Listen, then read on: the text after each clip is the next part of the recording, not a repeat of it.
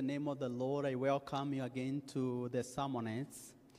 Today we are being encouraged by the book of 1 Samuel, chapter number 17, from verse number 32.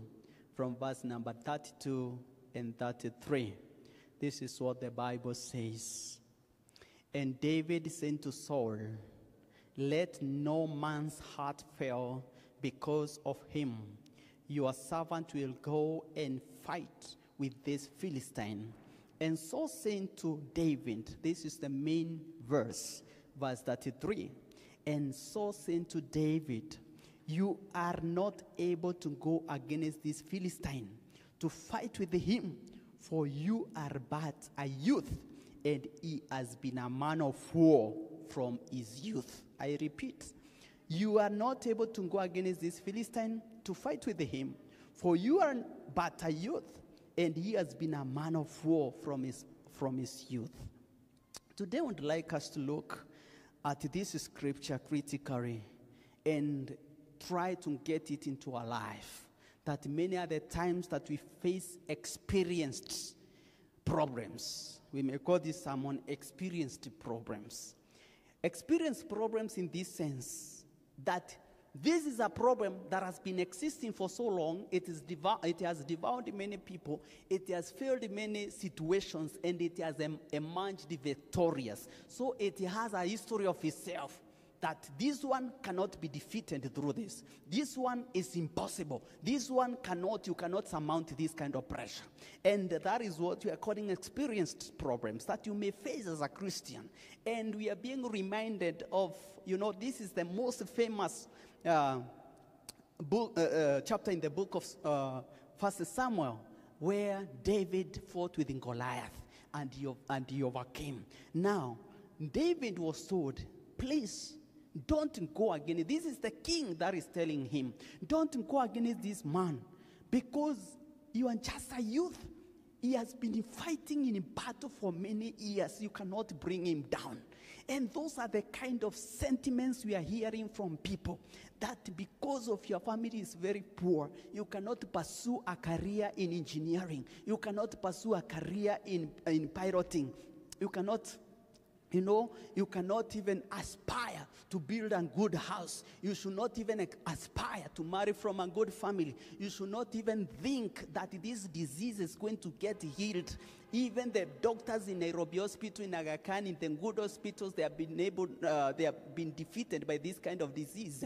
This is not for you. You cannot make it. There is a voice speaking to you that whatever you are facing right now, even your grandfathers faced it, and they were not able to subdue it. But I want to tell you that David did not listen to the king. He said, that is verse 34. But David said to Saul, "Your servant used to keep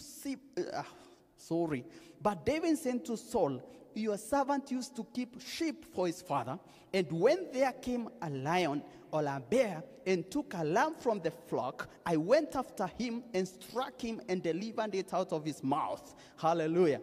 "And if he arose against me, I caught him by his beard and struck him and killed him. Your servant has struck down both the lions and the bears, and this uncircumcised Philistine shall be like one of them. For he has defied the armies of the Lord." You must know your strength, man of God. You must know your strength, woman of God. Where does it come from? If the Lord has fought for you those other battles, even this one is going to fight for you in Jesus' mighty name. It doesn't matter what the people tell you, that you see, this case has been going on since time immemorial. You don't have the finances to pursue it. You cannot recover the property back. Go on and tell them that I have Jesus. I have Jesus. These people are defying God who is in me. I'm going to him like David. I'm going to him like David to Goliath. Do not be afraid. Stand firm, stand your ground, and the Lord is going to be with you. The Lord is going to fight for you. The Lord is going to deliver those problems into able hands. You are going to be an overcomer. You are a conqueror. The Bible says I'm more than a conqueror in Christ Jesus who gives me strength. Father, in Jesus' name, we bless your name. We exalt you, Lord. Thank you, Jehovah Jireh.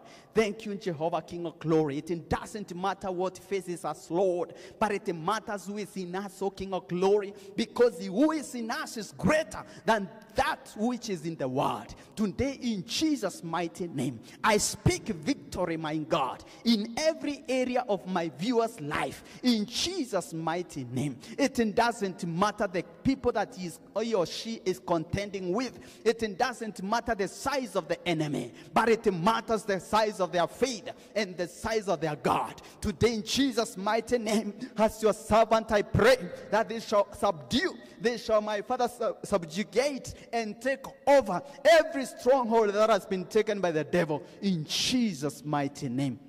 Have your way in their lives. Have your way in their families. Have your way in their standings, their jobs, their businesses, Lord. Their ministries, King of glory. Their relationships, Jehovah Jireh. They need your touch in Jesus' mighty name. I release some blessing right now. I release a favor right now. I release a victory right now. In the name of Jesus, we pray and give thanks. Amen. Amen. God bless you.